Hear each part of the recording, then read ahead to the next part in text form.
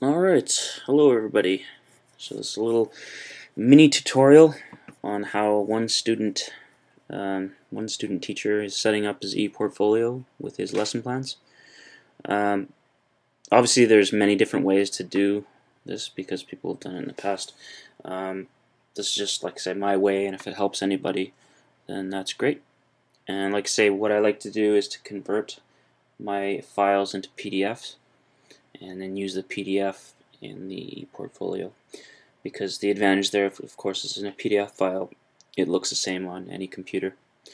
So I'll just show you a little bit what I do. This is more or less how I run things. This is for demonstration purposes, so it's right on the desktop, but I have three folders here. I have my active lesson plans, which contain all the Word documents, complete lessons, which at the moment doesn't have anything in it because I haven't actually completed any lessons from my unit plan this second semester. And then this is titled the portfolio. I have it here right now, and in this I got two actual documents. One is the unit, or both are the same units, but one is a Word file, one is a Pages file. I'm assuming most people use Word, so that's what I'm going to show at least first, on how to convert that into a PDF. So yeah, basically what we're doing is we're showing how to convert Word files into PDF files, and then we're showing how to insert a lesson PDF into the larger unit plan PDF. Okay, so first off, let's click on the math unit document. Let's see, I got my thematic statement and everything there.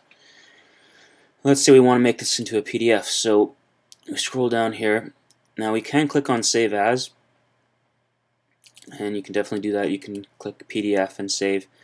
I personally don't do that because I've found there's sometimes you run into problems when you're trying to converge Pages files that have been exported to PDF, and then Word files that have been exported to PDF. I did some research on that. It's a little strange. I think it's a bug they need to work out. But what you can also do is go to print. Don't actually print the document, just go to PDF, save as a PDF, and then you go ahead and we're saving ePortfolio. So go ahead and save it as a PDF file. Okay, so now this math unit has been saved as a PDF, so it is an uneditable document. And here it is right here. Now,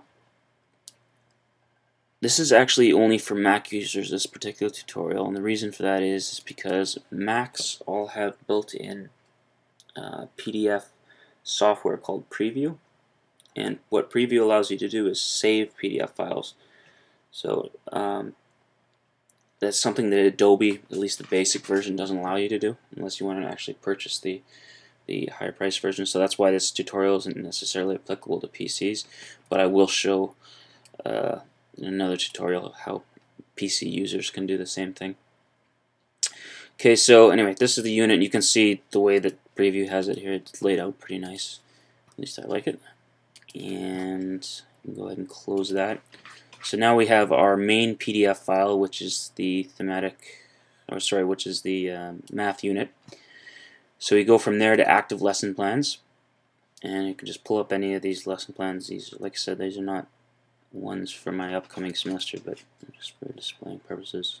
Don't look too hard at the lesson plan because I'm not quite so sure it was that good. It was one of my first, I think. Anyway, so if I just look at the lesson plan, let's say I've finished teaching it and I want to just throw in some post-lesson reflections. Just looking at it now. Okay, one thing actually I do remember from this lesson is that I be careful, I would say. As you can see, my typing skills aren't that great. Be careful about the divisions you make. One student requested that we split the class into different ethnic groups, and that caused a problem. Some of the students made some inappropriate comments, and of course it wouldn't have happened if I actually didn't allow it to happen, but you live and you learn. Anyway, that's immaterial. So now, okay, let's say I have this document and I save this, and I've completed it, I've done whatever reflection that I think I need to do. So I'm going to go ahead and save it. And then I'm going to convert it into a PDF. So same process. Go to print, PDF, save as PDF. Okay. You go to now complete lessons, and you go ahead and save that. So now we close this Word document, which is an active lesson plan. Again, like over the years, you might change it a few times, or like use it again and change it and update and stuff. So it's a working lesson plan that you can change, and that's what it's meant. That's what Word's meant for, is to be able to edit documents. Now, if you go into complete lessons, you'll see that the PDF file is now here. You open that up, and here we go, same file. Okay, but it's now in PDF format. So we'll close it up now, and I'm coming back over to my main PDF file, which is my actual unit plan.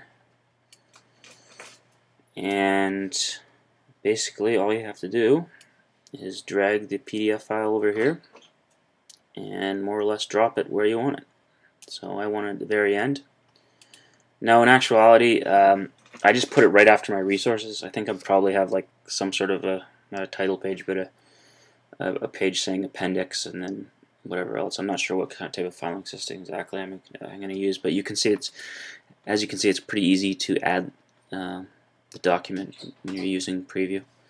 So then all you have to do now is just go up, click Save, and boom, you got page 14, and that's your first lesson plan. Okay, and so that's a continual document, and in the very end, when you're finished editing all your documents and you've converted them all to PDF, and as you've gone along, you've kept inserting them, you just hyperlink the one document, the one PDF document, and that's your certification unit. Alright, so hopefully this has been useful. Again, let me reiterate, I'm not saying this is the best way to do it, I'm just saying this is the way I do it, and if it's helpful, then go ahead and use it.